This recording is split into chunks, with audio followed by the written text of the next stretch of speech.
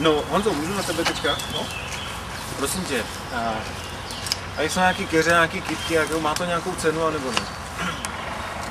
Tak blbě ptám, já potřebuji je potřeba tu silnici, víš co, abys prostě ty auta mohly jako na co keře, že? No, má to samozřejmě, má to cenu jako ten biotop, jo? Asi bychom tady nenašli nějaký vyloženě chráněný rostliny, které jsou zákonem chráněný a který se vyskytují jedině tady a ještě někde v jedných Čechách, tak to není moc pravděpodobný.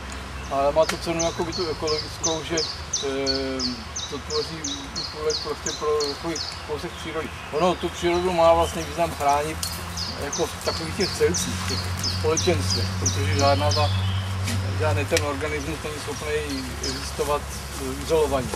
A taky potom má, z těch celcích má nějakou tu ekologickou funkci, jo? Že tvoří třeba útulek pro ptactvo, který tady může hnízdit a který potom tady v půlce výšku a může vyzbírat nějaký hmyz, který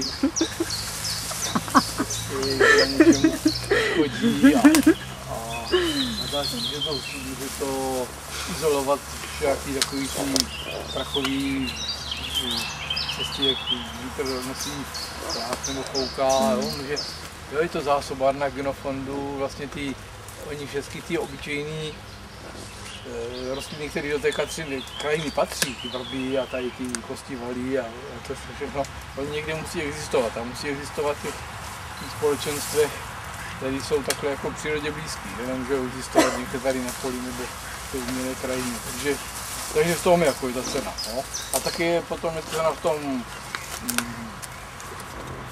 že takovýhle společenstva jako dokážou, nebo takovýhle místa dokážou akumulovat tu vodu, dokážou ji taky čistit, protože to vlastně ta voda se spláchne z polí, je plná všakých těch hnojivých, těch fosforičnanů, sušnanů a tak. A ty rostliny používají k tomu, že oni z toho rostou. Oni z toho vytáhnou ty látky, z toho vytvoří tu biomasu, tu svoji vlastní hmotu. A ta buď pokud se to nějak seče, nebo tak se odstraní, pokud to neseče, tak se tam zase vrátí, ale stejně to přetvářejí. No, takže nebo tu vodu, která tím procíká, která vlastně takhle jako prosakuje, ona takhle sem vodíku přijde a zase potom teče dál do těch míst, odkud čerpá, tak z toho oni dokážou odčerpat jaký ty látky, kterými to znečišťujeme. No a taky takovýhle místo dokáže rozložit ty organické odpady, které se tam dostanou, třeba z těch kanalizace nebo tak, takže je to taková přirozená čistírna. A všechny tyhle ekologické funkce to má, takže v tom si myslím, že spočívá. Já jsme tady uprostřed pole, že tady se všude hnojí kolem Vyškova, že jsou tu poměrně intenzivně využívané plochy. Tak to neznamená, jako, že to nemá cenu jenom protože tady kolem jako jsou jako dvobilí nebo tak. Jako tím víc to má cenu nebo míň? Nebo, no tak jako víc to má cenu, že to je ostrovek té přirozené krajiny, že vlastně to, co na té zemi bylo všude, tak teď už je jenom v takových malinkých ostrovcích a takže cenu má to, aby se ty ostrovky zachovaly.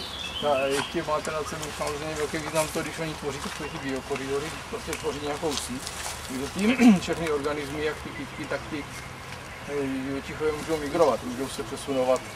Jo, tady, potom třeba nějaký zajímavý míst nebo ptáci nebo cokoliv bude žít tady okolo nemocnice nebo růst, nebo zase někde v těch lesích a oni se sem dostávají právě takovýmahle s těma krají, protože to je pro ně obyvatelný, to je tady oni můžou tam na tom poli.